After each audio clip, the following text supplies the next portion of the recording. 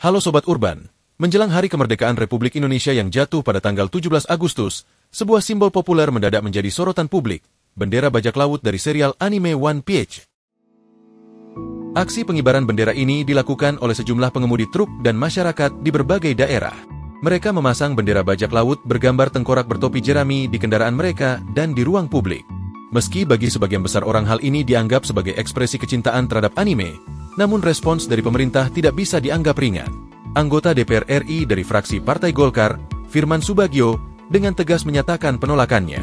Menurutnya, penggunaan simbol bajak laut di ruang publik, apalagi menjelang Hari Kemerdekaan, dapat dianggap sebagai tindakan yang berpotensi memancing konflik ideologis dan melemahkan semangat nasionalisme.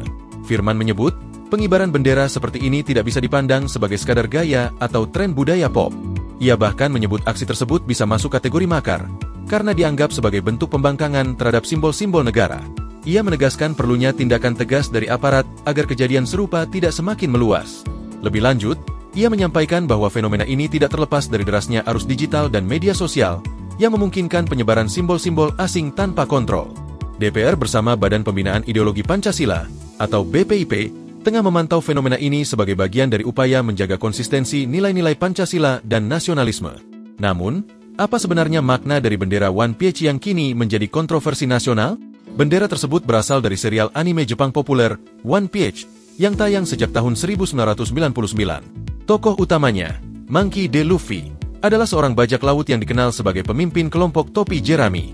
Logo mereka menampilkan tengkorak dengan topi jerami, bukan hanya lambang bajak laut fiksi, tapi juga simbol dari tekad, impian, kebebasan, dan persahabatan.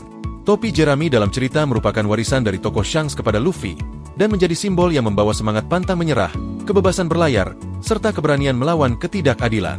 Bagi para penggemar, bendera ini bukan lambang perlawanan terhadap negara, melainkan ekspresi cinta terhadap karakter dan nilai-nilai positif dari cerita One Piece. Namun, dalam konteks kenegaraan dan menjelang momen sakral seperti Hari Kemerdekaan, muncul pertanyaan besar. Apakah simbol budaya populer, seperti bendera bajak laut, layak dikibarkan berdampingan dengan bendera negara? Perdebatan ini pun kembali membuka diskusi lebih luas tentang batas antara kebebasan berekspresi dan penghormatan terhadap simbol-simbol nasional. Demikian berita hari ini. Jangan lupa untuk like, komen dan subscribe agar terus update dengan berita-berita terbaru dari kami. Sampai jumpa di video selanjutnya.